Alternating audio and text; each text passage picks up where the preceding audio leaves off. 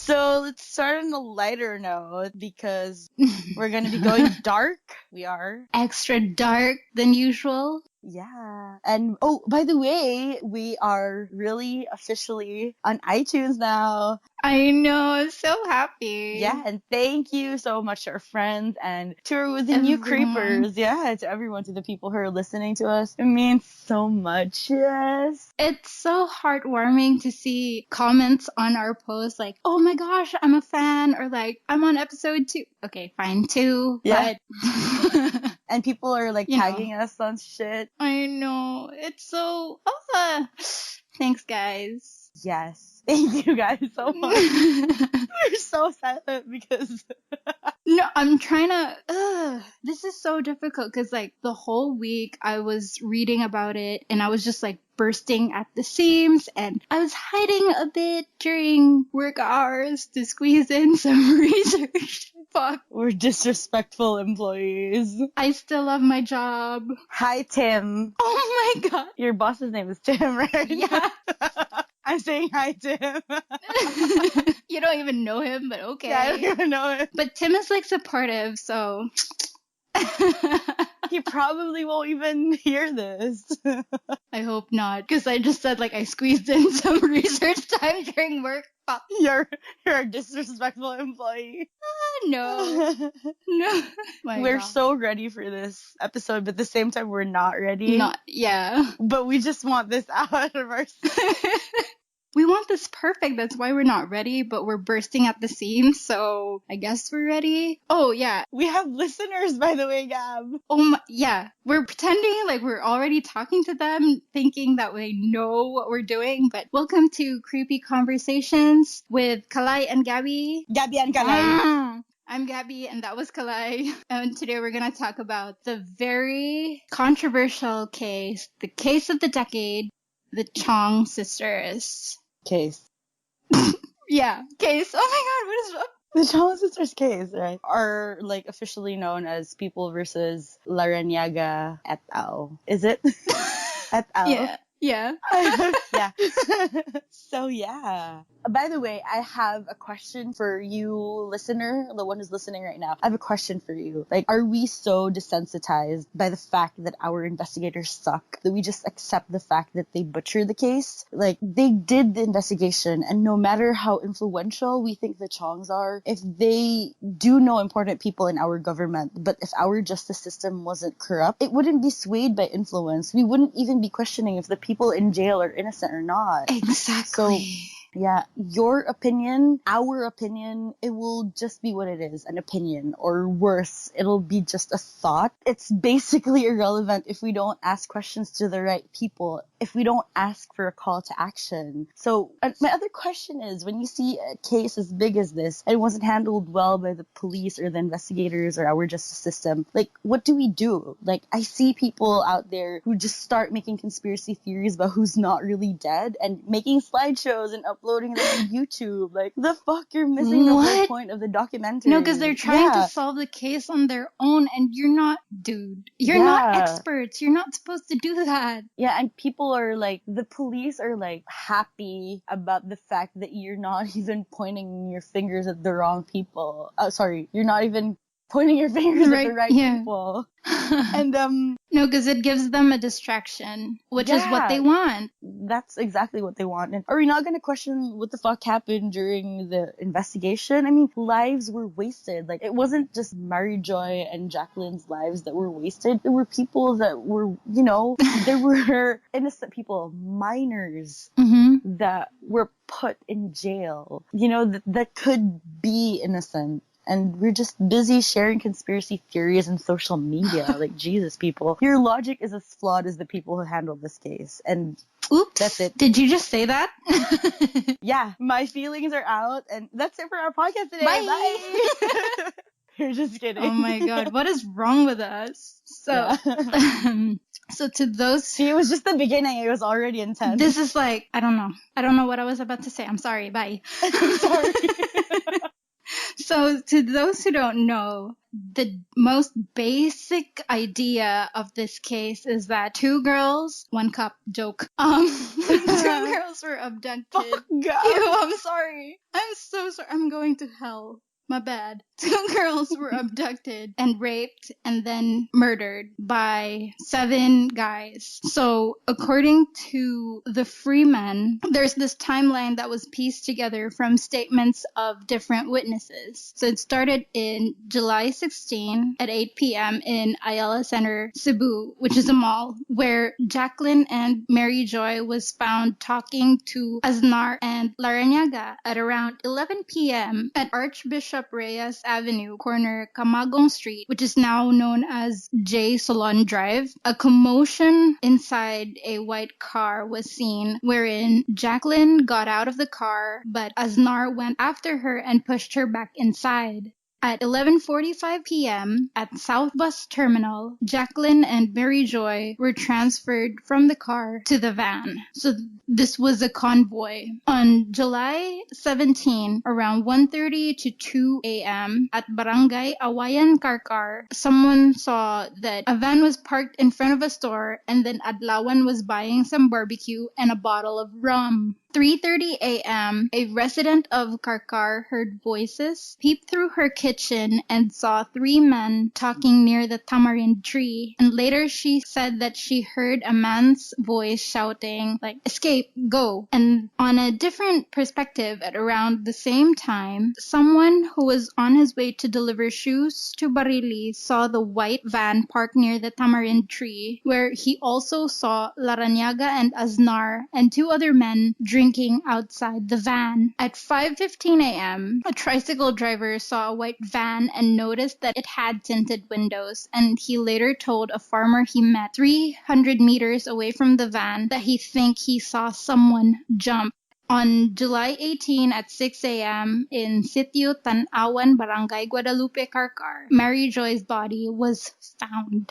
And the crazy thing is, one of the witnesses, whose statement was that she saw 3 men near a tamarind tree after she peeped through a hole in her kitchen, was interviewed by someone. And if you look at I'm not even sure if you consider it as a docu or just a regular interview. You can find it in YouTube and it's entitled "First Lie, Give Up Tomorrow." She did not say these things. Like, she said she heard a fuss, but it was normal to her because around that time there was market going on, so you'd hear cows and people and it was gonna be noisy. But like, she was somehow coerced by the police to sign an affidavit to like testify against this. But like, the affidavit said that she saw the car and all these things. But the thing is, it was in English and she didn't understand English. Like, imagine she was from the province. She didn't finish school. She just spoke in dialect. So she was like, "Can you please translate this? Because I don't want to sign anything. I might get in trouble and stuff." And the police were like, no, you can just sign. It just means that what you told us was true. So obviously they were they were taking advantage of the fact that she was, in a way, illiterate. And that's like, that thing is like one of the biggest flaw, and it's only just the beginning. Yeah. Oh my God. Should I proceed with what I found in the documentary? Because yes, basically that was the whole timeline. But if you watch Give Up Tomorrow, you would find more details about it. Although this film is more leaning towards painting Paco Laranaga as innocent, which is quite understandable. They had a disclaimer, but they did throw in some pretty decent details in there. So this case was considered to be the worst crime in Cebu at that time, and everyone was just all over this because of that. And a lot of police agencies were looking into the case. Police were pressured to come up with something, and it was just a whole circus. So like, September 15, 1997, police arrested Paco Laranaga in his school. And the weird thing was, they weren't in their uniforms. And so when this happened, Paco called his sister, and his sister came, older sister, and she was like, can you show me your IDs? Because it's so sketchy for them to be just wearing civilian clothes. And the police showed her an expired ID. And she was like, do you have a warrant? And they were like, no, because it's a running case and stuff. So they take him away anyway, which is like literally fucked up. This was in Manila. And so they said they would release him on the condition that he would fly back to Cebu for further questioning. And that's what he did. But in the end, he was still arrested along with 6 other guys, which were, namely, let me check my notes because I can't remember their names. Josman Aznar, Alta Vista, what? Alta Vista? That's a golf club. He owns Alta Vista. Rowan Adlawan, James Andrew Uy, James Anthony Uy, Alberto Canio, and Ariel Balansag. So all of them were arrested, and everyone was like so happy because like, yes, the case is finally closed. The police were celebrated for a job well done, but this is only the beginning. So and the thing was, the masses were so into this because they jailed a rich boy who comes from a powerful family. Rich kids. Yes, rich kids. And so it felt like to the masses, it was like, yes, justice doesn't pick favorites. Anyone can go to jail. But the thing is, nothing was in due process, even at the beginning. And Paco even claims that he doesn't know the suspects, like most of the other suspects. So that... He only knows the 2 of them, like Rowan and Josman. Yeah, but like, that's already sketchy enough. You don't hang out with people and commit crimes with them if you don't know them. And throughout the whole circus, at some point, the parents of the Chongs said that Larrañaga and Aznar were suitors of their daughters.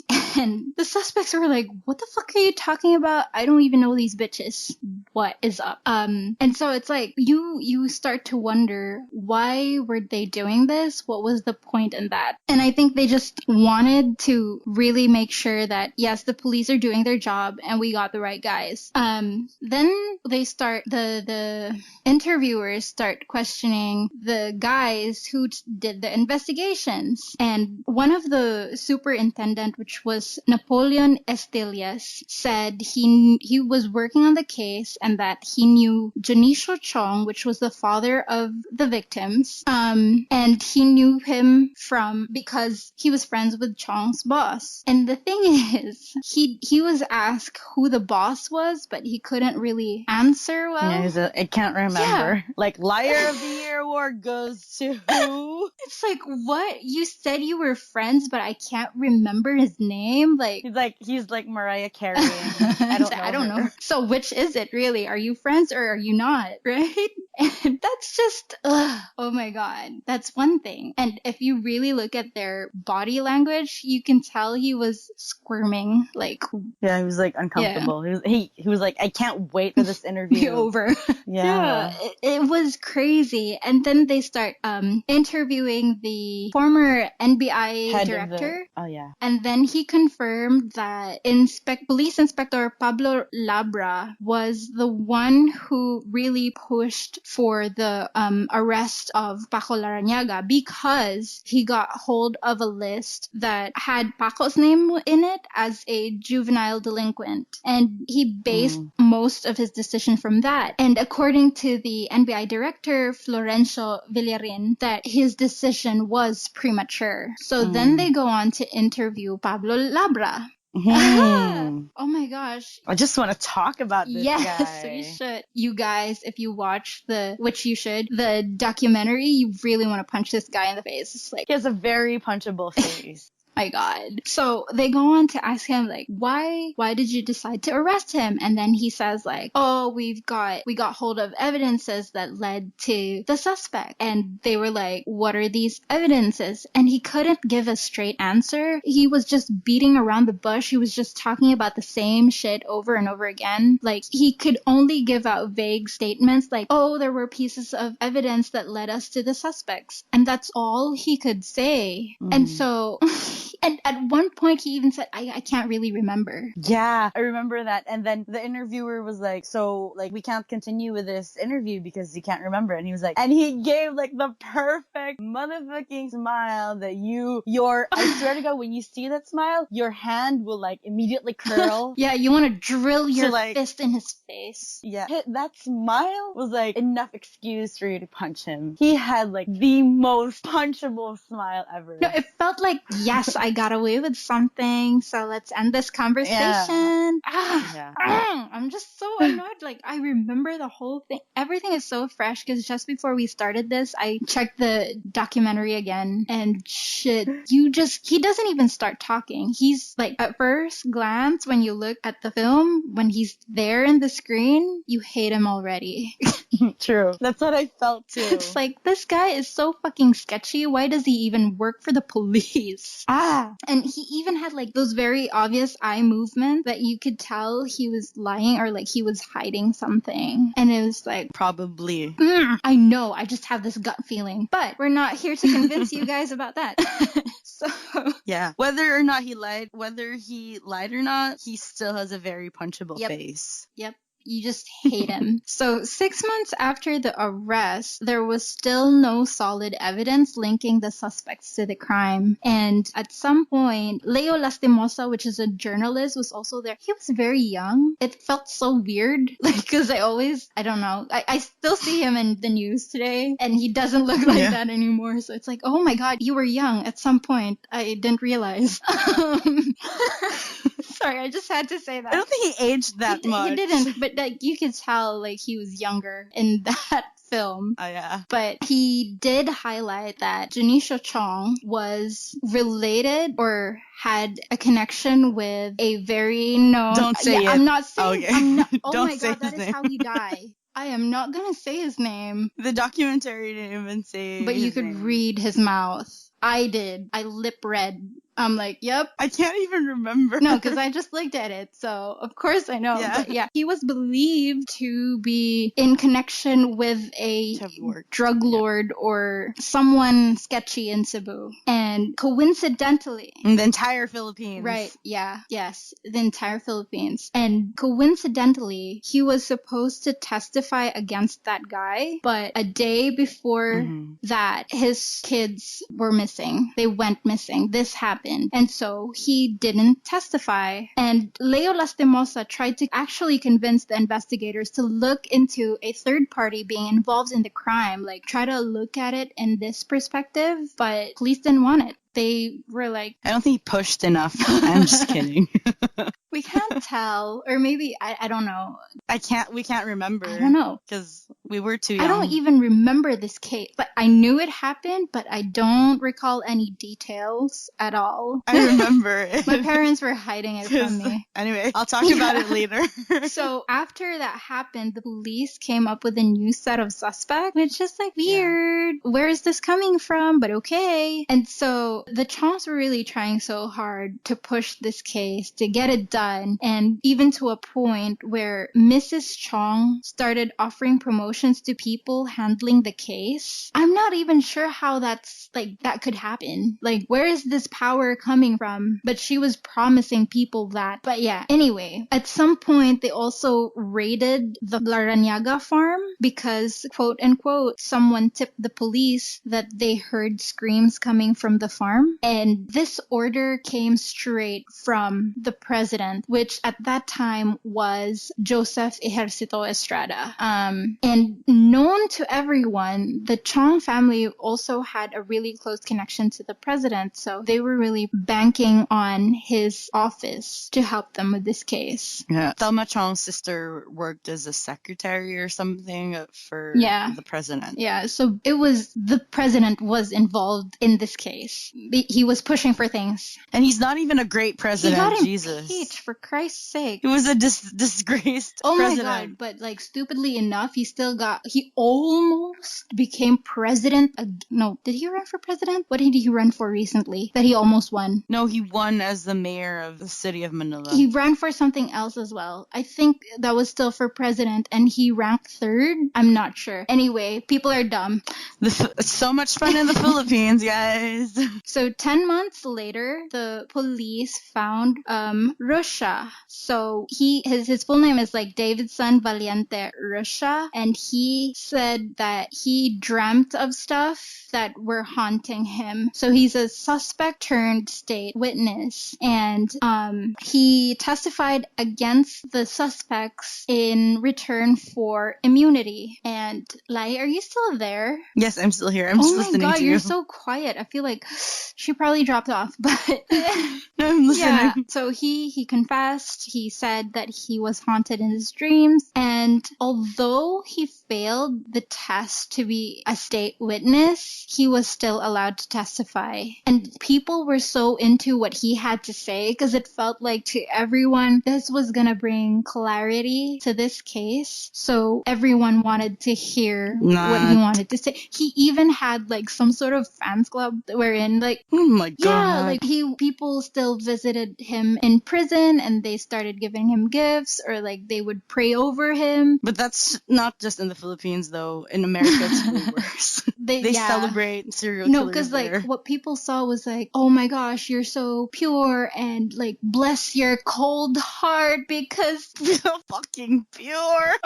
Because like, you know, you are admitting to your fault and you're saying sorry. That's what people saw. This is a fucking Catholic country. We're Christians here. It's what we want this shit, you know? So it made sense. Oh my god. The hypocrisy. It made sense like why people were praising him at some point. Praising a rapist? The fuck? Wait, we don't even know if he actually did it, okay? But still, a reenactment of the crime. This is like so bad because like a reenactment of the crime based on his claims was broadcasted even before the defense presented their case. So people were already on this side because that's what you told everyone, right? And Thelma Chong, the mother of the victims, even started giving him gifts for his birthday, and that is just weird, but okay, that's your thing. Is she suffering from PTSD? Could be. I don't know. We all grieve differently, okay? So it could have been her thing, trying to get over this. It sounds like she is. That's her coping I think so mechanism too. of like suffering from PTSD. Look at us. We're psychoanalyzing. By the way, we're not experts. This is our opinion. We're not experts. We're just shit. We're shit and we're psychoanalyzing people. And this another sucky thing is that although Philippine justice system is patterned from the US, we don't adapt the jury system. The judge decides everything. And the crazy thing was, so Russia was being a witness. He was there every day, and the lawyers of the defendants started seeing some inconsistencies in his claims, so they wanted cross-examination and stuff. But then he started feeling ill, quote unquote, for these examinations. So it was always pushed because, you know, it was always pushed back. And I feel like it never happened, or it only happened for a bit, because he was cross-examined for 30 minutes. What can you get from 30 minutes? We have a podcast that runs for like 2 hours. Bullshit, apparently. The sad thing is, so even if he was a witness, of course he was still put in jail because he did something. His inmates, or like people from the inside, said that police actually tortured him to say these things in court because they found bruises and other shit on him. But that's not, by the way, just a side note, that those aren't like official statements. That happened. It was just, let's put it in there, but let's not consider that as a fact. Okay, that's like semi-fact. Mentioned in the, yes. It was mentioned because it was mentioned in the documentary. Another shitty thing about this case is that the mother never really saw the face of the corpse. She wasn't able to identify the body. Yeah, please continue. No, you should. I was about to say something. I was like, you should. Never what were mind. you about to say? I'm not gonna say who said it, but Yeah. According to Our source. their family friend.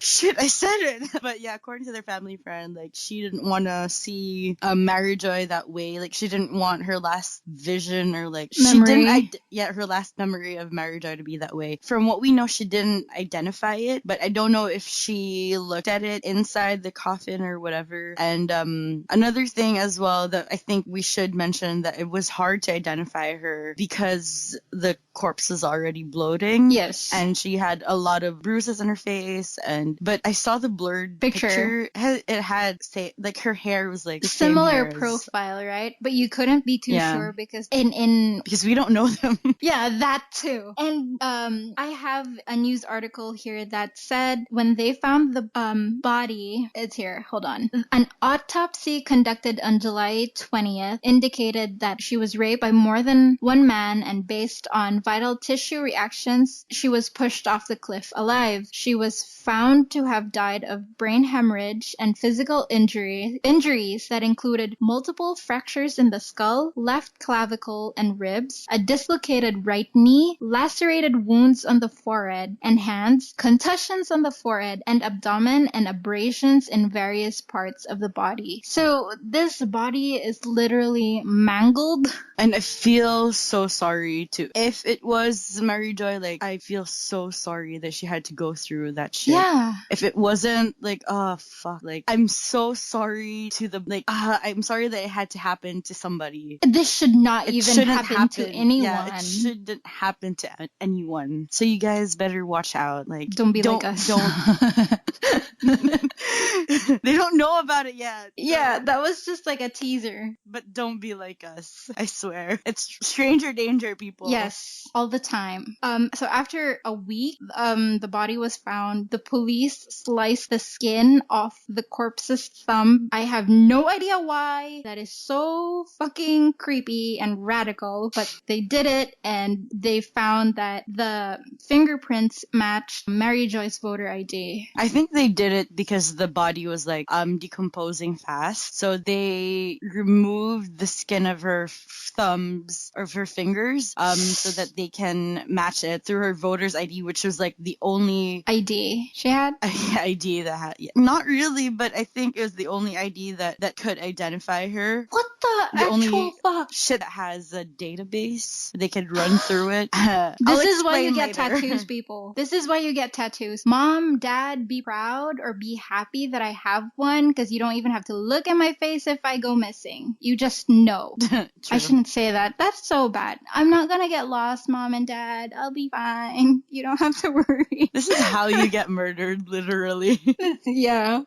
I should not say shit. My God. But yeah, I hope it doesn't happen to anyone we know, or like to anyone. And at all. To people who have like psycho tendencies, please go to the doctor. Don't kill other people. It's wrong. Kill yourself. Kidding, I didn't say that. You know what? It's so gross because they also show the actual sliced skin in the film. I can't even remember. But I think, you don't even want to. I've seen so many true crime documentaries. They're all mixed up. But I remember a certain scene of like skin. Is it? Like, yeah, it was just like skin, both of her thumbs. Yeah. And it was pasted on paper. I don't. Why could they not just have stamped in her thumbprints? Why did they have to slice it off? But okay, that's your thing. That's another thing. And so this gave the defendant? Is that what you call them? Mm-hmm. Fuck, I'm so dumb. This gave the defendants another thing against the case, because if the body was not Mary Joy, the whole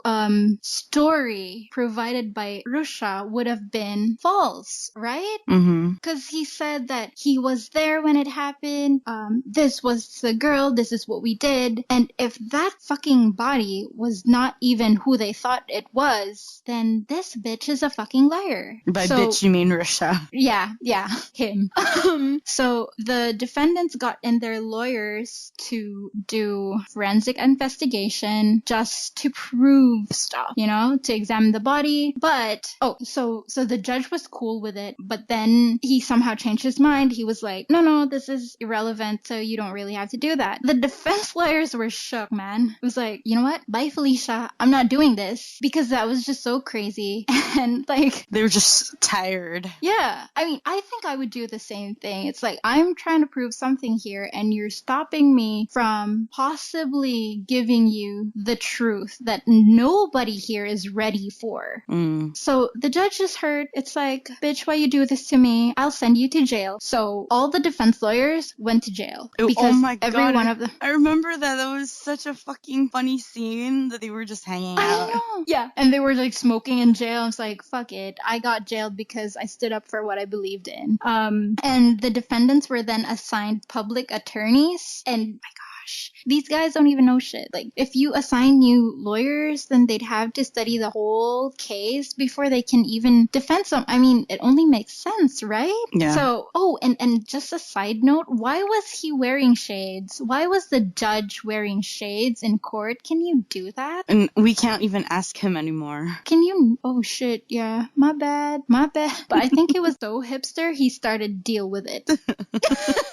That's why I was wearing the shades. Like, fuck it, deal with it. But yeah, it was like a fucking circus, and there were lots of witnesses coming in, and they weren't even cross-examined. And these witnesses were also rewarded like cash for testifying. Who did? What do you mean? Who did? Rewarded them? I have no idea. It just said they were, please, you're making me lose my credentials here. Oh my God, sorry. I can't remember the documentary. Because, like I said earlier, they didn't really say. So let's not consider that as fact then. They just if ever those who are listening right now, if you know who rewarded them, like, let us know. Tell us, yeah. Or if ever we're giving like wrong facts, false information. Are they even facts if they're wrong? False facts.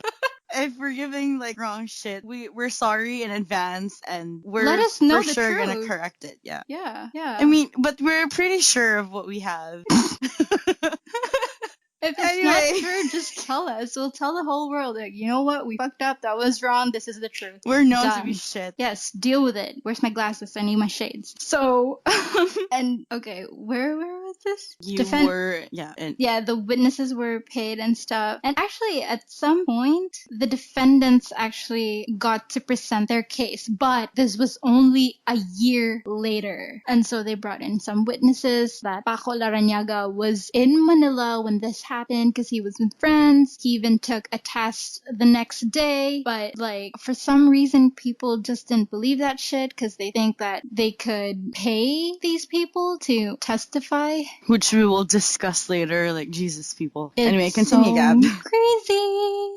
And so this all goes on. 2 years later, after the arrest, the judge has then given his verdict. Rusia was free, and the suspects were convicted of 2 life sentences. And the whole Philippines went crazy, especially the Chiongs. They went berserk. They were hysterical because they wanted them dead. At that time, we still had death penalty. Yes. And if you were really to look into our constitution, abduction, rape, and murder were all for death sentence, but the judge only gave them life, 2 years of life imprisonment. Yeah, he even mentioned it, like, oh, it's supposed to be, I know it's supposed to be death, but like, what did he say, Gab? I can't even remember. He said like proof wasn't strong enough to convict them of such crimes. That's why he only gave them life sentence. That's crazy. You start to wonder, like, if you really weren't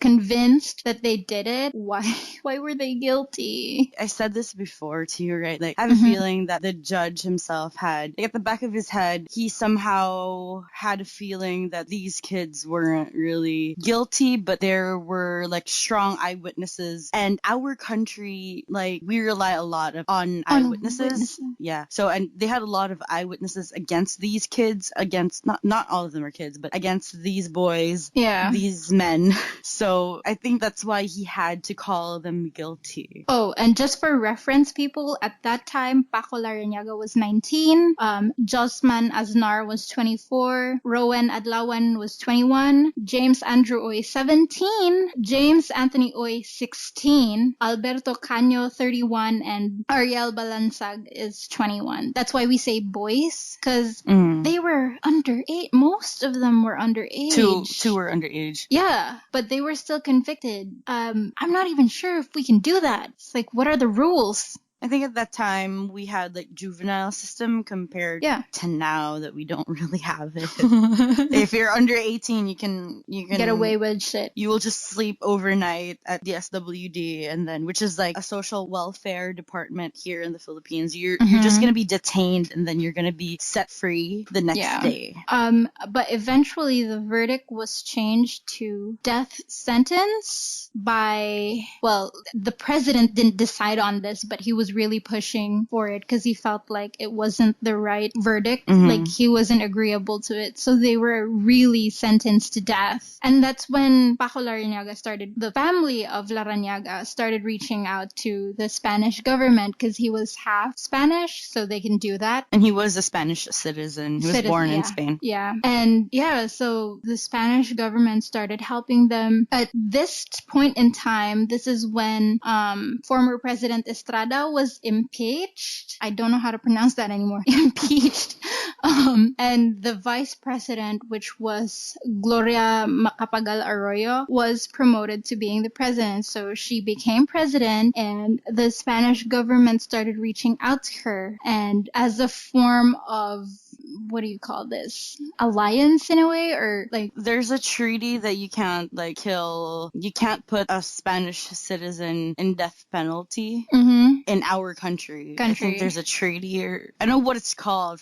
They made that because of this. They had treaty. There was already a treaty before, so they like threw that card so that they can save Larrañaga. Yeah. So that's when President Arroyo abolished death penalty in the Philippines, and that's in 2004. Yeah. And in addition to that, the Spanish government asked for Paco Larrañaga to be transferred to Spain. Like, he had to serve his time in Spain instead of in the Philippines. I don't know what happened to the rest, though. They're still in Bilibid, which is, by the way, it's a prison in Manila, which is the capital of the Philippines, and it's like the worst prison ever. It's the worst prison in the Philippines, and it's probably one of the worst in Asia and in the whole world. Like, it's just the worst. Like, no, because like, they don't have proper beds there. They treat people there like animals. Because it contains more than it can. I don't know how to say. And it's like the capacity. Dirty.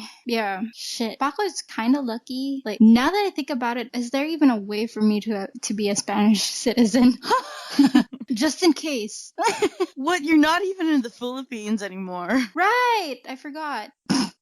That was so stupid. Why are you worried? Are you gonna like do something? No, but they were framed. Like, honestly, I so believe they were framed. So I could be as innocent as a baby's butt. And still be framed. Yeah. Yeah. And do you still have shit to add? No, that's about it for the documentary, guys. Yes. So, and that was only Paco Larrañaga's side.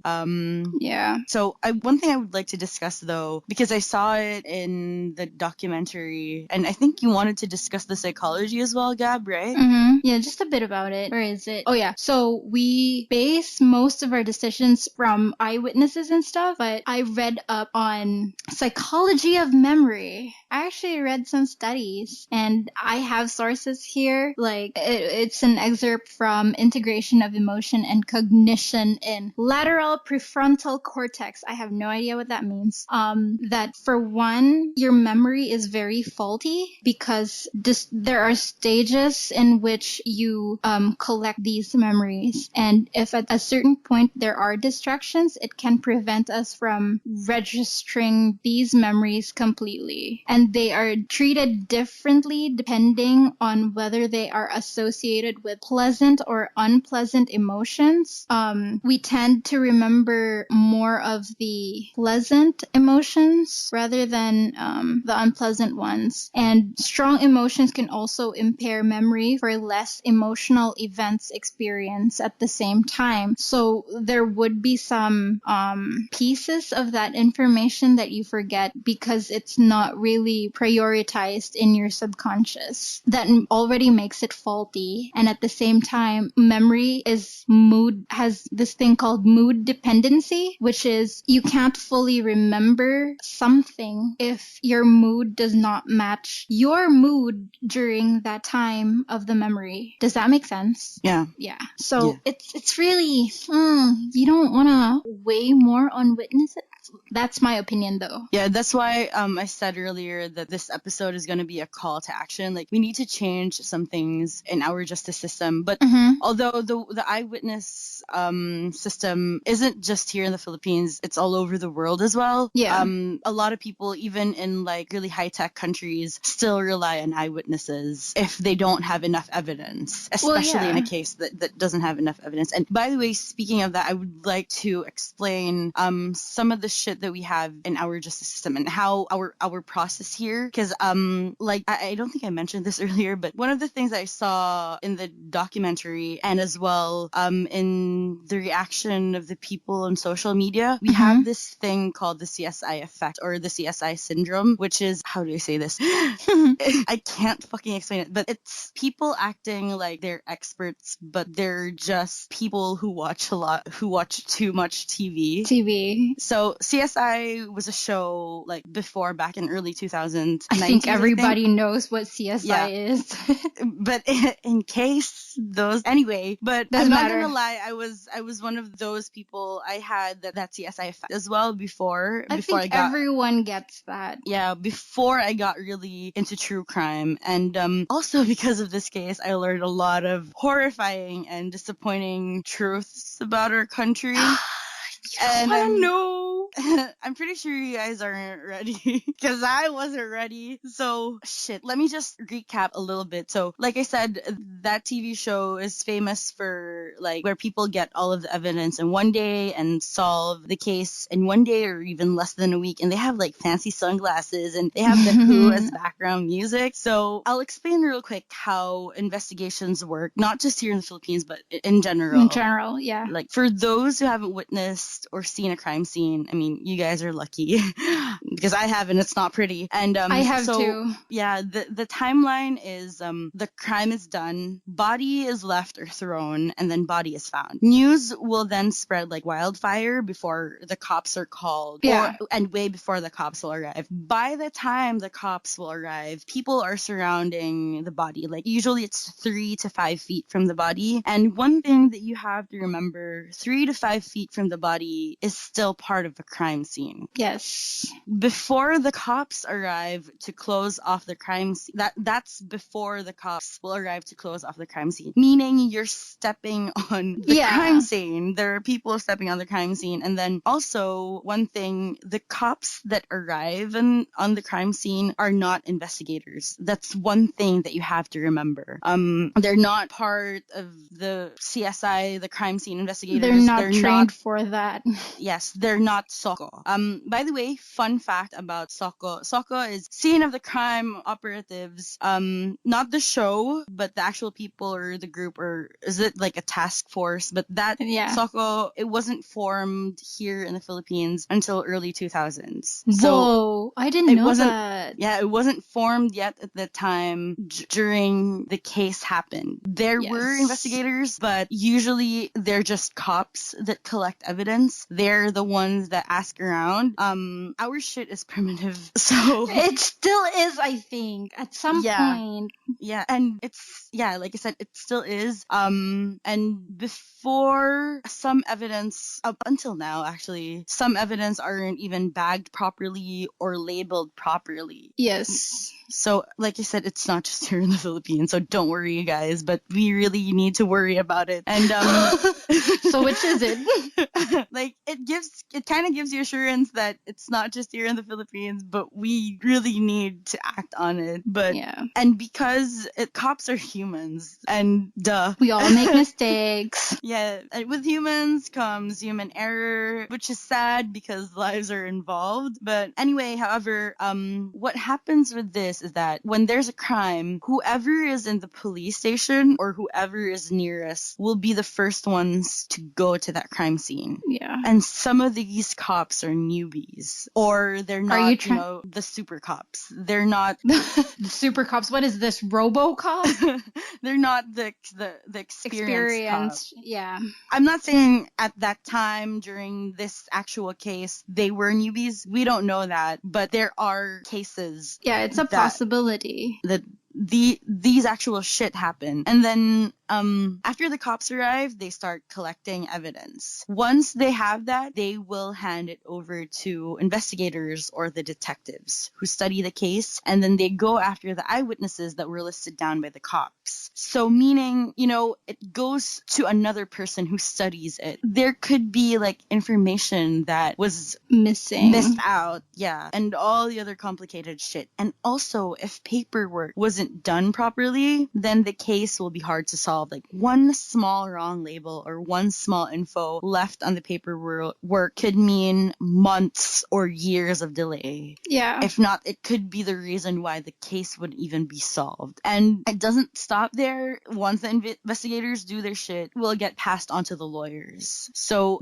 the case, the evidence, everything, it gets passed on to so many people. And it's not just this group of investigators. It could be, let's say, the head of the NBI would say, I'm going to change the investigating team to this other team. It could be like passed on from one person, from one group to another, and multiple people will be studying it. Like, for example, if Gabby and I were in a investigating team, she could be studying about what happened to this body, and I could be studying about this evidence. So the process of understanding isn't the same. Yeah. So you know what I'm trying to say? Yeah. So we have this thinking that, why wasn't DNA processed or shit like that?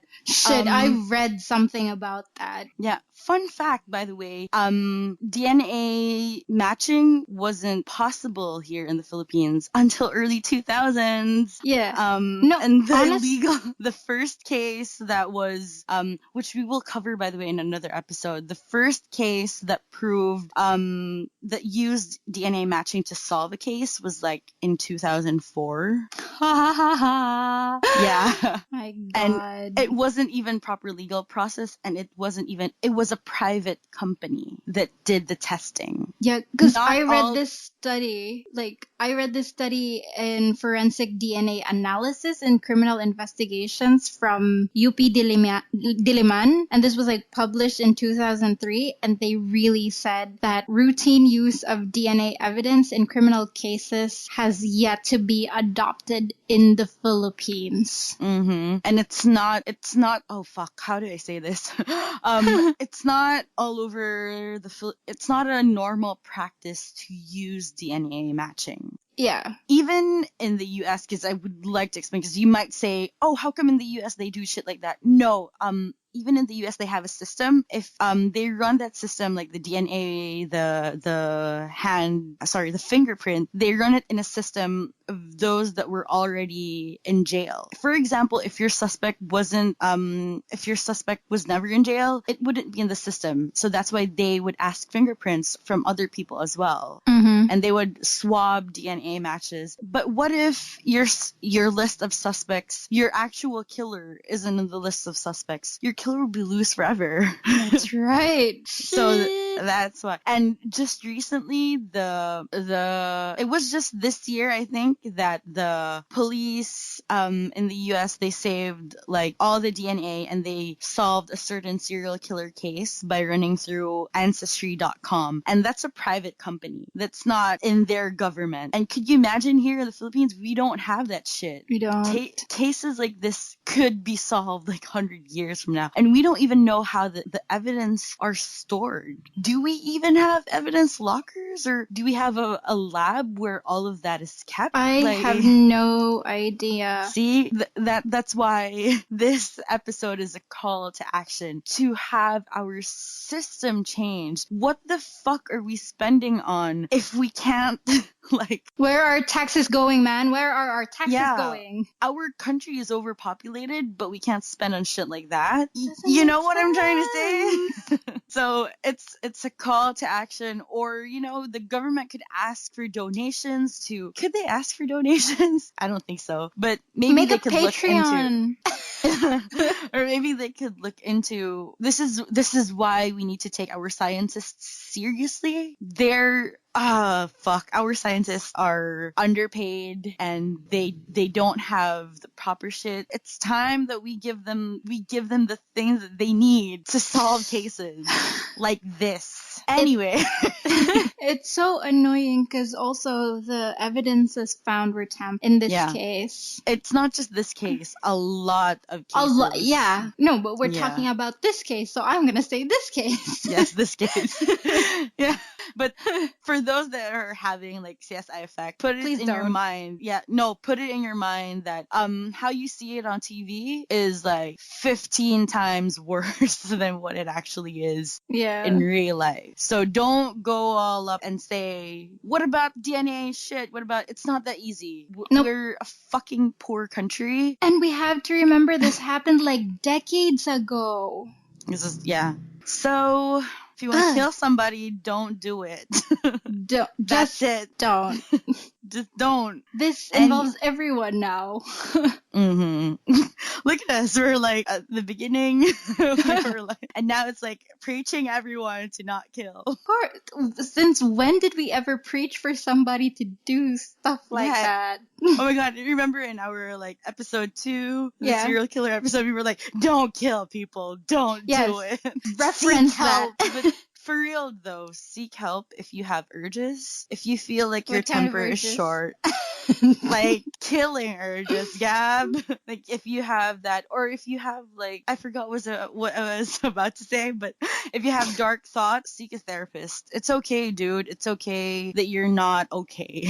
If you have dark thoughts, start a podcast. Look at us. Mm-hmm. It will balance your mind. Yes. No, it won't. That's a lie we tell ourselves every day. Anyway, let's proceed with the factors surrounding the case at that time. Let's do this. Yep. So... Wait. Can I just comment first before we actually get deep into this? This case reminds me so much of the John Benet Ramsey case. And the crazy thing is that happened in 1996 and this happened in 97. But that was in like USA. Anyway, that was just it. Anyway, so back to the factors that were surrounding this case. Mainly it was pressure from the media and the people, because years prior to this case was the Visconde massacre, which we will cover in a future episode. In the Visconde massacre, Hubert Webb, one of the suspects, I think he was the main suspect of the case, his alibi was almost the same as Paco's, or Larrañaga's alibi. And like Paco, his family had resources. Yeah, they had influence, and people were like eating that shit, and the media were like, they saw it as another, like it's almost the same case. Not really, because Cebu is a province, but there were similarities to that previous case, and people were comparing the Visconde massacres to the Visconde massacres to the Chiong sisters case. And people were also calling this case as the crime of the decade. The Visconde massacre was like the crime of the century. And so I think the judge was clearly pressured by a lot of things. Because one, he was pressured because, these kids might get away because these are kids like from prominent rich families. Yeah. The Oys are, I don't know if they're the rich kind of Oys. I think they are. I think so too. The Oys are known to be rich. As Nars are... Larrañaga. the Laranagas are relatives of the Osmeñas, which was he the mayor at that time? No, he was running for something. Yeah. I don't know. But I think his uncle was a senator, or his mom's cousin was a Yes. former senator in the Philippines. But I don't think they tried to help. I don't think they tried to help though. No, the Osmeñas wanted to lay off the case. Mm-hmm. Like even our mayor, Tommy Osmeña, said like he don't want to be involved in that because they don't want people to think that, oh, they're using their influence over this. Mm-hmm. And I think the judge was pressured as well. I think they kept saying that, these kids might just get away with it. There were so many things, mainly pressure from the people. They were eating it up. I mean, I remember before my mom used to buy newspapers. Like I think every newspaper out there, she would buy it, so she would read the different stories that these newspapers were selling. So it was, and my mom wasn't the only person who did that. A lot of people were doing that as well. So it was money for the publications. Yeah, and also another thing, the people loved saying that these brats are getting what they deserved, because another thing, they were known delinquents. They were bad boys. They were known to be like in public brawls and shit like that. So I mean, they didn't even deny it. It's so right? obvious. They didn't. Yeah, it was.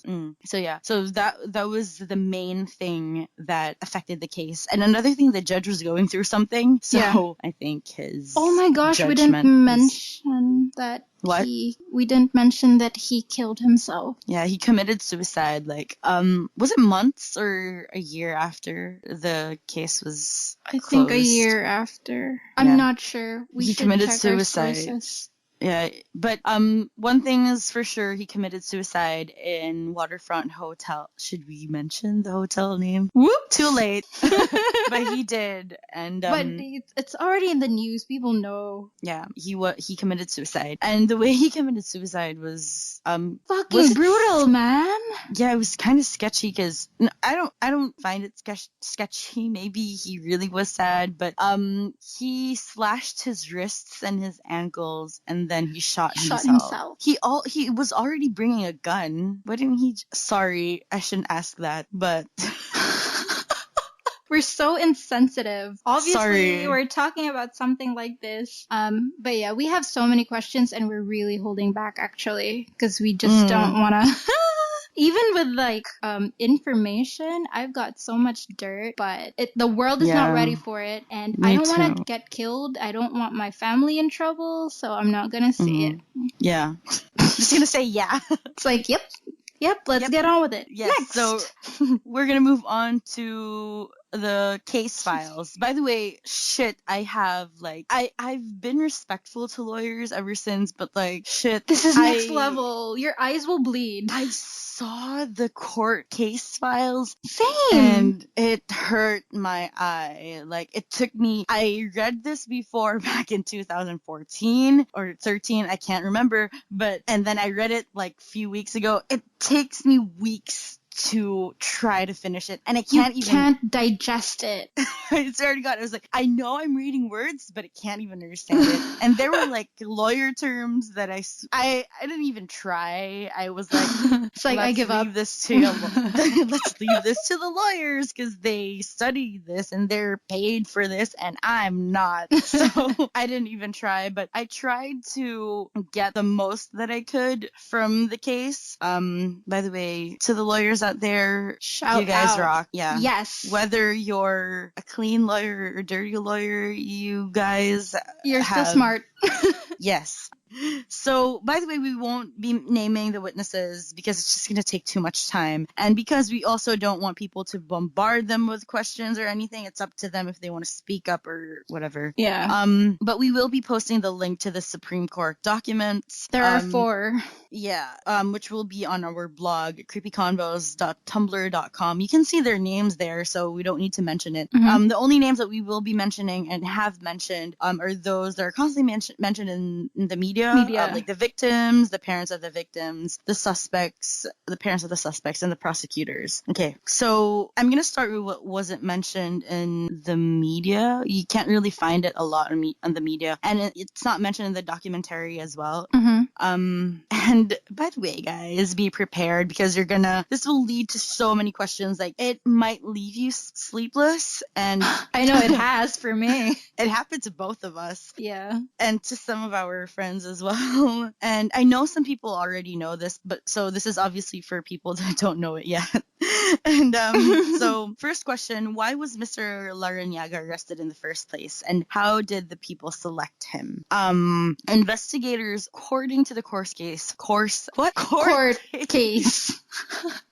files, investigators were asking around in Ayala Center, which was where the abduction happened, and which is also the place where Mary Joy and Jacqueline were last seen alive. There were 4 witnesses, specifically the guard in duty at that time in Ayala Center, Cebu, in the Glicos area.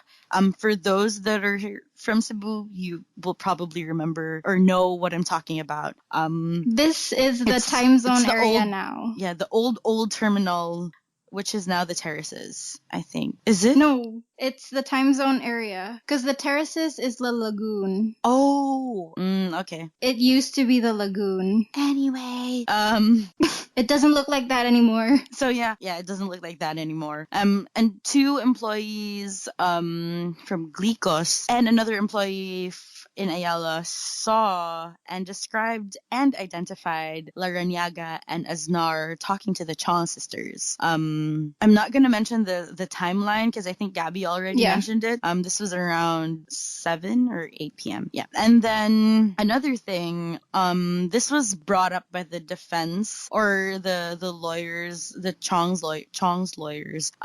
This was on September 23, 1998. They brought it up that Larrañaga was previously accused of trying to kidnap a girl outside of her school. But he stopped his actions because the security guard of the young girl's school saw him. And then the parents of the girl wrote the letter to Yasimain, which was at that time Paco Larrañaga's school, where they complained about the actions of Larrañaga. And what was crazy to me was that in the court case files, they actually mentioned the name of the girl, and she was a minor at that time. So it's just crazy. We are barbarians. And also regarding the logbook, which I don't think Gabby mentioned it, but yeah, sorry, it's okay. They used it as evidence for Larrañaga's alibi that he went home in Quezon City, so he wasn't in Cebu at that time. But they say that the logbook counted as valid evidence because as a valid evidence for Larrañaga's alibi because it wasn't in chronological order and there were discrepancies. It also said that there were like crush outs or shit like that. And it was kind of squeezed in between 2 entries. So they didn't include that. They didn't. How do I say it? What did I say earlier? It wasn't counted as a valid evidence for his alibi. So I lost my notes. Okay, here it is. Sorry. Okay, so like now you get what I mean about opening another door to another set of questions. But before we get to that, I also like to mention the alibis of the other suspects. I only read like alibis of 2 of the suspects because I swear to God, like I can read the words, but I don't understand them anymore. So your eyes will bleed reading the Supreme Court records. Yeah. But you should still read it anyway. Yeah. Or maybe not, but Gabby and I were reading a lot of things. So by the time that we were trying to read the Supreme Court records, we were like, nah. Sorry, my brain just short-circuited. Syntax error. Yeah. So let's start with Aznar's alibi. Josman Aznar's alibi was that he was in his house in Lahug at that time. He even brought up a witness. He had, I think he had a couple of witnesses, but his first, anyway, I'm just going to continue with his alibi. So he was in his house in Lahug at that time, and then they went to buy and then to DMT discos. So the timeline for his alibi was that his friend arrived at his house at around 8, and then by 11 they met Aznar's uncle at Bai until 1:30 a.m. and then by 1:30 they left for the disco, the DMT disco, where they stayed until 3 a.m. The crazy thing was that Judge Ocampo, the judge handling the case, even said that this witness was obviously a truthful witness, and he even said, "I'm not calling him a liar," even though he repeated this multiple times, like 4 times. He even repeated it when he asked for, there was like a bit of inconsistency with his friend, with Aznar's friend, or his witness. There was a bit of inconsistency, but he still said, "Oh, I still believe you. I think you're being truthful," which is crazy, right? What? Yeah. And then the Uy brothers, James Andrew Uy and James Anthony Uy's alibis, this wasn't in the courts. I don't think it was in the court case files, because the only valid witnesses at that time were his parents and his uncle and his aunt. His aunt was like pregnant and due to like have a kid during the time, or I think she already had a kid during the time of the trials. Yeah. And then at the beginning, though, when they were arrested, his aunt and uncle really begged to testify, but they weren't allowed because she was pregnant. She was like a week from... She might deliver. Yeah. And then, then from all the stress, that's not even good for her. Yeah. And then their alibi was that it was their father's 50th birthday. They were just at home at that time. And so they were just at home. And the crazy thing is I actually believe it because Chinese Filipinos really value their family. Yes. So, like, okay, let's say that the birthday lasted up until 12 midnight. Yeah. Let's just say it lasted until 12 midnight. At that time, during Rusia's timeline, they were already in Guadalupe or somewhere. Guadalupe. Yeah. Yes. Which is like fucking impossible. I believe that their alibi is for real because it's their father's birthday. Even if like for someone who knows values of Filipino Chinese, like regular Filipino, yeah, especially Filipino Chinese, because they when it's a birthday, especially if they're dad, they will show up and they will cancel everything else. Yeah, I'm not even allowed to go out even just like my uncle's birthday. I'm not even allowed to have plans of my own because we have to be there. That's true. If you do have plans after, there will be a million questions before you can even go out. They'd be like, who are you going to go with? Where are you going to go? What time? It's already 10. Are you still going to go out? There's so many questions like that. And from what I know, Chinese Filipino dads are very strict. I don't think they were allowed to go out after his birthday. And they were minors. Yeah. And I actually saw this alibi because their youngest sister actually posted on Facebook.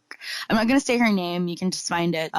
She said that she clearly remembers everything. She was in 3rd grade at that time. She remembers that their eldest brother was on the phone with his girlfriend, that they had a barbecue at their backyard, and she remembers details that her uncle brought native chicken, and she remembers a lot of details, and I don't think it was... That sounds so yummy. What is wrong with me? I'm sorry. And I don't think she was just, saying it just to cover her brothers. Because she was... I mean, why would she? She was so young at the time. No way would she, you know what I mean? Yeah. Like, I don't think she was trying to save face at all. So, that was it. I couldn't find the alibis of Rowan Adlawan at all. And I couldn't find the alibis of... Shit, I forgot their names. Yeah, I'm trying to look. I can't remember their names either. I think you're referring to Alberto Canio and Ariel Balansag. Yes. I'm pretty sure they also have their alibis, but oh, by the way, Alberto Canio and what was their names again, Gab? Ariel Balansag. And yeah, Ariel. They were according to Rusia's statement. Yeah, they were specifically the driver and the conductor. who helped them out. Yeah. Yeah. Shit. The weird thing is they don't know each other. Like most of the whole group is just so random. Yeah. You tend to question like who hangs out with strangers and do this crazy shit. Yeah, that's so true. And this case was so big that it had an impact on Philippine law. Like Gabby mentioned earlier that our death penalty was abolished because of this case. Yep. And then also this case is like a primary study for those that are studying law. Like I read it a couple of times in multiple forums that if you're studying law here in the Philippines, that this case will always come up, that your professors will ask you to study this case and will ask you to debate this case. So it only makes sense. Yeah. Because it was just, this is a fucking joke, honestly. It's such a shame. Like, I don't even want to say, like, this is how shitty our justice system is. Yeah. That even if it's so fucking obvious that these guys were framed, they still got, like, death sentences anyway. Mm-hmm. And like, even if they, okay, let's just say if they were guilty, they weren't really they weren't given a chance to defend themselves. It wasn't like this wasn't not a fair innocent trial until proven guilty. It was guilty until proven innocent. So we're backwards like that. We were born ass first. And by the way, funny thing is, this case had a lot of funny theories. One that I would like to bring up was they dismissed Paco's case because they said that the flight from Manila to Cebu is just an hour. Yeah. And during that time it wasn't traffic in Cebu yet. But Paco was staying in QC. QC is pretty far from the airport. And to think that the only airplane that had a flight at that day, at that night, was Philippine Airlines. And I doubt that they were on time. I'm pretty sure what is that, based on experience? Based on experience. I'm shitting on them. No, I'm just kidding. But I doubt that they flew on time, and they couldn't even they couldn't even produce plane tickets under Paco's name. And it's so funny because I read it on Reddit that they were there was this dude who said that, sorry to say this, but Paco is not really fit for someone who would take classes and then fly to Cebu, kidnap and murder these girls, and then how do I say this? And then fly back to Manila at 5 a.m. and then take an exam. That's friggin' impossible. And then there was a comment below. Yeah, and there was a comment below that said, if you're someone who is thinking about murdering and killing someone, then that would be possible. But that's fucking crazy though, because if you think about it, if you really think that Paco would fly to Cebu, kill a girl, and fly back just for that, it would mean that this dude is pretty how do you say that? You would profile him as someone who is very organized and shit like that. But yet they invited strangers? It doesn't make sense. No, and honestly, can you even take your test after that? Would you not be That's so true. And you wouldn't be thinking about anything besides that. Yeah, that's how was his grades, by the way? Because they went drinking that night. And another funny thing was that the Chiong's lawyers said that because Paco showed pictures, they developed pictures. His friends showed pictures that he was with them at that night. There was actually a timestamp on the because these are old photos. Of course, they'd have timestamps. They had timestamp, and then funny because one of the lawyers said that's camera trick. Photoshop didn't exist in the Philippines at that time, so they used the word camera trick. It's just camera trick. No. There is Photoshop back then. My dad used to use it, but I don't think the term that they used was camera trick. Camera trick. Yeah, because they didn't know what the fuck Photoshop is. Yeah, so they said it was a camera trick and whatever, because Paco's chair was different. Was black and he wasn't facing the camera. Yeah, he was like facing what? it. But there were multiple pictures, and there were Yes. there were even pictures that this other dude was sitting on that chair. It's Yes, so I saw that. stupid. Like, I mean, they were just Really, trying to guys? find a reason for him to be guilty, which is crazy. I mean, and to think these people are from Cebu. Do you know how fucking tiring it is to travel from Manila, wait in the airplane for an hour, like, and then travel to the city? Whole thing is so crazy because they also went to Karkar, and that's like what, 2 hours, 3 hours away from the city. No, at that time I think it was just like 45 minutes tops if you have like no, for real. If you drive like really, really fast. No, for real. Before it was just like 45 minutes from Karkar to the city.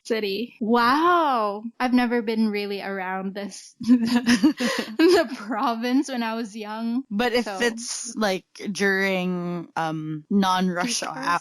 hours? But during rush hour, of course, it takes like an hour and a half. Mm-hmm. But now it But- takes like 2 hours or something. Like you have to wake up at dawn to get there. But How I would far not do you fo- think Karkar is? Why do you need to wake up at dawn? Karkar because isn't that far. Because traffic happened. I don't Okay. know. The most recent time I've been there was what, March this year? Yeah. And it was like daytime and it sucked. So yes, it felt far. Okay. 'Cause I of didn't the really traffic. time it. Yeah.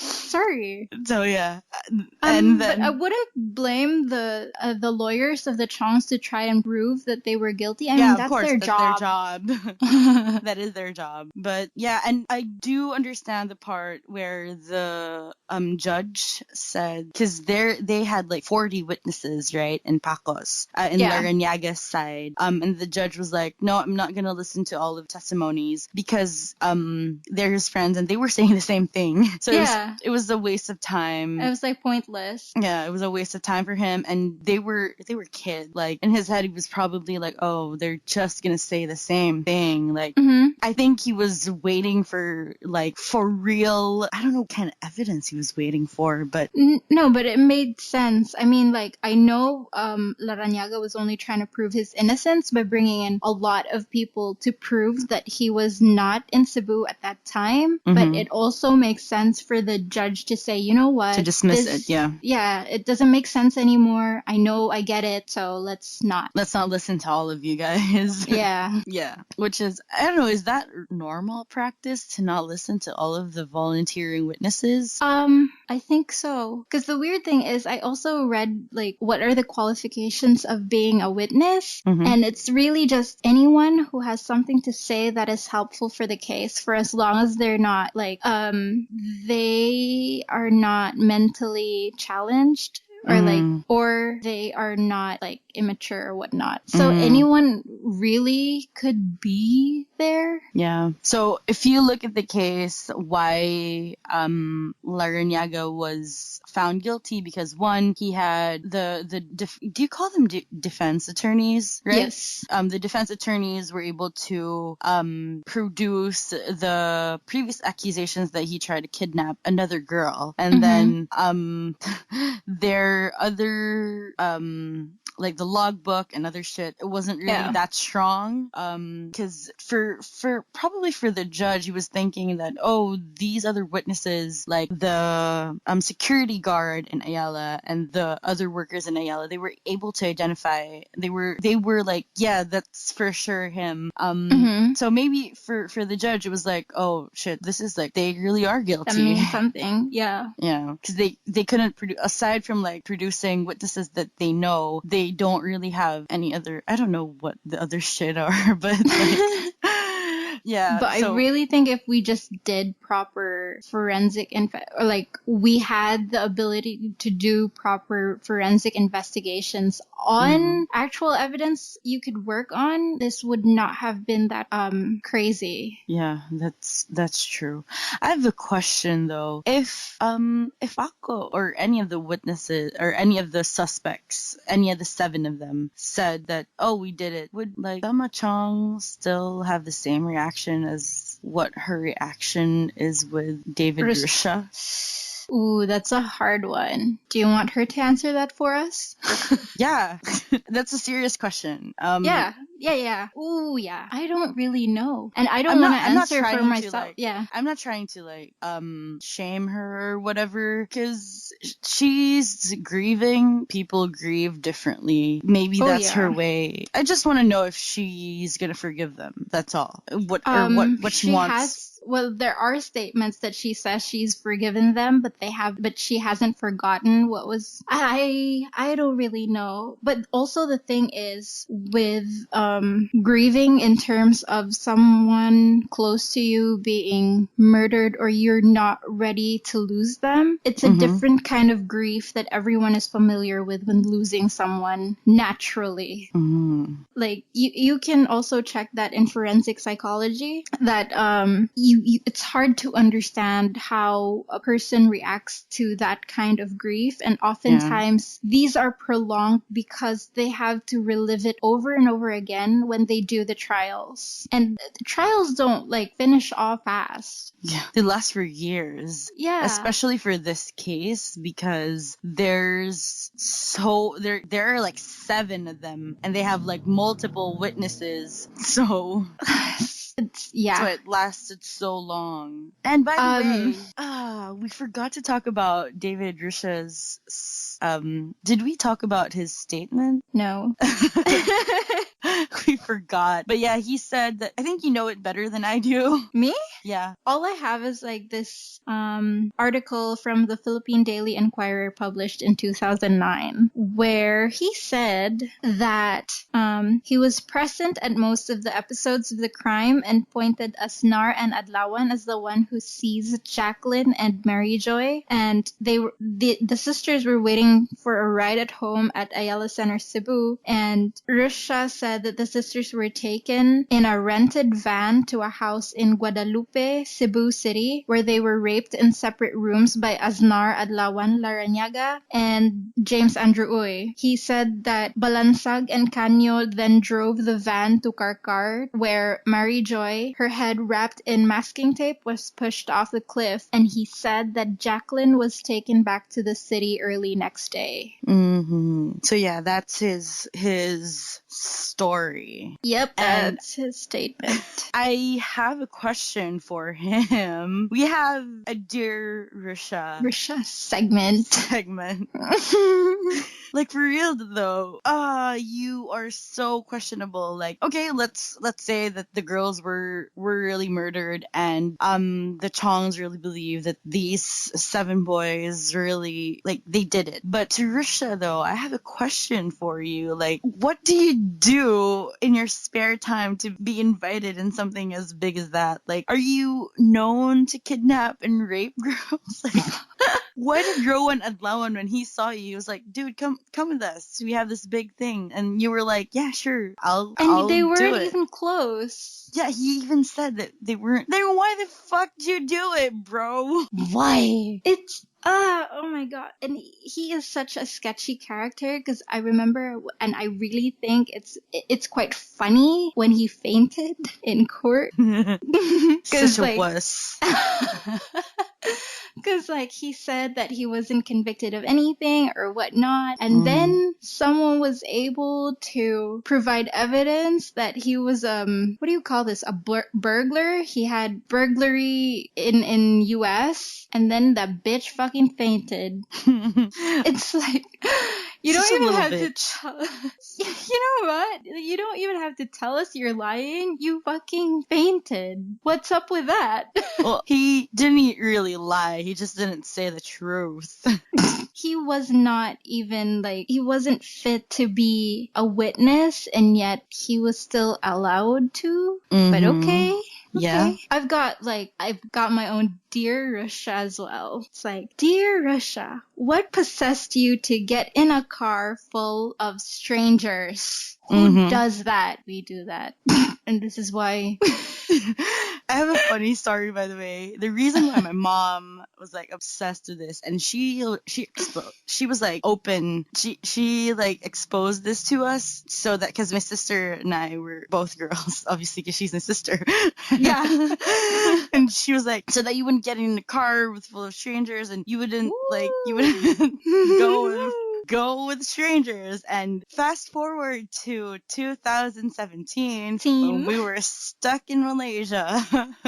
We didn't have a ride home, and we rode a taxi with a bunch of strangers, a bunch of Malaysian strangers. There were 5 guys. And no, were they 5? 4. 5, including the driver. Yeah, including the driver. What is wrong with us? And I even went inside their hotel room. Like, we didn't do anything.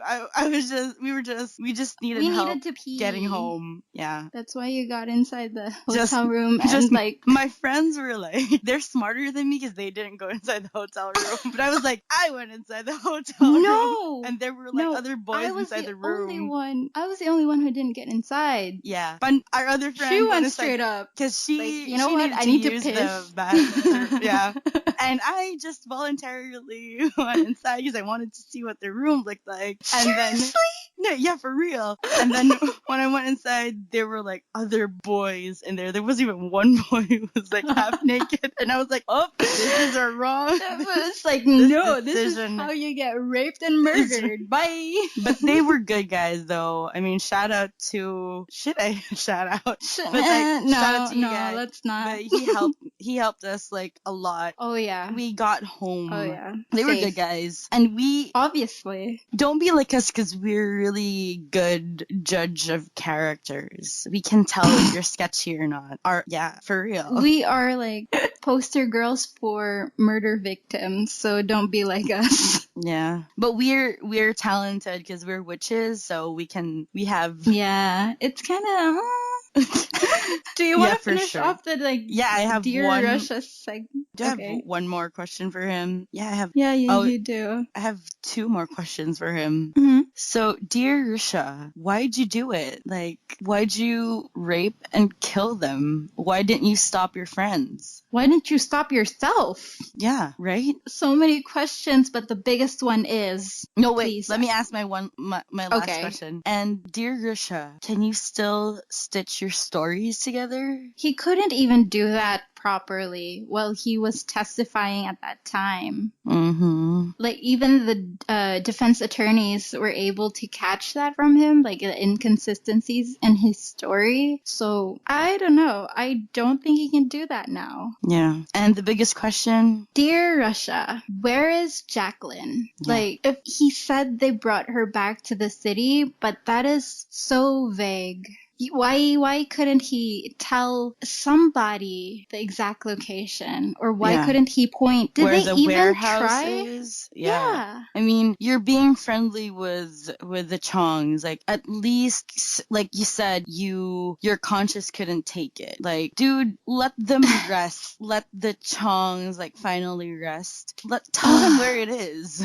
Exactly. Help us solve the case. Now I'm starting to wonder if, like, the police did investigate this said warehouse in Guadalupe. Did they even try to? I have like I said, my eyes were like wandering over the court case files, so Same. The listeners could tell us. The listeners could just like, you guys can do more research for us, please. Yeah. Oh shit, by the way, there's also this other funny theory, by the way, that I forgot to mention. 2 theories I find fucking hilarious. One, Paco's Laranyaga's witnesses were paid. Like, first of all, his friends are probably as rich as he is. They're rich kids. They don't need the fucking money. Why would, like, dude, what?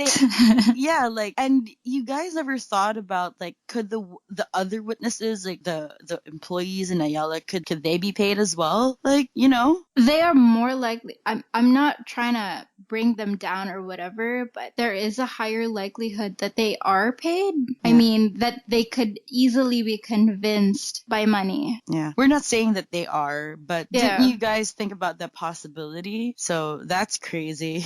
Fuck. And then the funniest one, which a lot of people are eating this up, is that they think that the Chong sisters are still alive, and they have pictures, which I just want to clear it up. That girl that looks like Jacqueline is the youngest sister. I don't want to mention her name because I think she's searchable on social media. It's so annoying. Do you know how sad that is? Like, if you were her? Yeah, I mean, I'm pretty sure she knows she looks like her sister. Like, how fucked up are you guys that you point fingers at this person who probably misses her sister every day? She's still grieving. Yeah, she's still grieving, and you're pointing fingers at her that she's her sister. The fuck is wrong with you guys? So, and I don't think their mom would be able to hide this if it were true. Yeah, and her mom has friends that truly, solidly believe that the girls are dead. If you're sketchy, your friends want to back you up. Yeah, like, okay, Filipinos are fucking gossips. So if we know something, that's gonna come out like really fast. It's gonna leak. Yeah, we're loudmouths. We can't help it. And another thing was that there was this picture that they also produced that which they say is Mary Joy. Dude, that's the Chongs have a son. The one that you're claiming is Mary Joy is actually his wife. And they're actual people. There are people that know them, that went to school with them, that went to elementary with them. The Chong brothers' wife. She's not Mary Joy, people. Like, do your fucking research first before you post slideshows on fucking YouTube. The hell is wrong? They have kids. God. They have families. Like, what the hell is wrong with you guys? Like, you should be making fun of Pablo Labra, people. Like, you should be punching him in the face. The fucking Mr. Punchable face. See that smile? That smile is like the close-up smile. No, I'm just kidding. Ew. Ew. But yeah. My God. Don't go after the Chongs, because we're not sure if it really is true that they're still alive. I don't think they are. That's fucking brutal for you guys to go after them when they're probably just doing their best to put the people that they think that murdered their kids in jail. You know what I'm saying? Like, if you were in their place, you would do the same thing as well, because that's what the police are feeding them. You know what I'm saying? I don't think either parties should be blamed here. It's not any of their fault. And even if one of them was pushing for something, for a frame up or for whatever, it's still not like, we shouldn't be mad at them for that. We should be like questioning who can control such results for this. And that's like the justice system. Yeah. And they're the only ones that can reopen the case. So I don't know How do you even feel about that? Like, I don't know why you guys are... I mean, I understand, because it's hard not to be mad at them after watching the documentary. But you're missing, like I said earlier, you're missing the point of the documentary. We should be making fun of Pablo Labra. No, I'm just kidding. It's always him. We should, I don't know. I don't even know what to say anymore. I mean, I said it earlier, so... How do you feel about reopening the case? I think I'm ready, but I don't think the public is ready, because a lot of shit is gonna come out, and public is gonna go into chaos. Do you think we are actually capable of solving the case if we reopen it? Because I'm very worried about, for one, evidences were tampered. We're not even sure if it's still surviving, or because what conditions are are the evidence in. Do we even have the proper technology now to reinvestigate those things? Is it even worth it? For justice, it is. But people for sure will never be ready, because the police, they're people They're supposed to be the people that we run Protect to. us. Yeah, we run to when we're in need of help. So not everyone, by the way, just to clear it up, not everyone from the police force are dickheads. Some of them are pussies, but no, I'm just kidding. But like I said, it's not all of them. I'm pretty sure there's still like golden hearts out there, but their voices are so tiny that you can barely hear them. It's so hard to trust them. I swear I have things that I want to say, but I know the world is not ready for it. And this actually comes from like legitimate source. It like straight from the horse's mouth, which is why I can't say shit, because that's gonna get me and a lot of people in trouble. Yeah. Anyway, that's it. That was deep. That was so deep. I think I've got like a last Dear Rusia thing. Oh, yeah. So, Dear Rusia, if you can't answer our questions, just please click subscribe, rate, and comment on iTunes. Yep. That's the least you can do. Subscribe, rate, and comment. Oh, you know what? What? Best thing you can do, though, is like donate on Patreon. I think I will slightly have some remorse for you if no you do remorse. that. No remorse from us. We're remorseless. But we would love to have your dirty money. It's like, you know... Yep. Help us put you in jail. No, I'm just kidding. Oh my god. But I hope you guys enjoyed this like really long conversation. So thanks for creeping, you fucking creepers. And remember, this is for reals though. Remember, the government is always watching you. Bye.